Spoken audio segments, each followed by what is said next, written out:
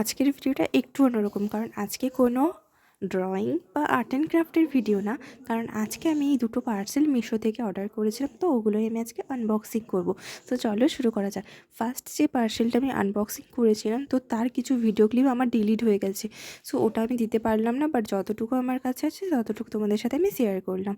তো ফার্স্ট পার্সেলটা ছিল একটা ওই কার্ডবোর্ডের ওপরে রাধাকৃষ্ণের ছবি আঁকা, ওখানটায় তোমরা রিপন আর্ট করতে পারো, বাট আমার কাছে যেহেতু ক্লে নেই তো আমি রিপন আর্ট করবো না, বাট রং দিয়ে কিছু একটা দারুণ ক্রিয়েটিভ করে তোমাদের সাথে শেয়ার করব। আর সেকেন্ড পার্সেলটা হচ্ছে কিছু স্টোন।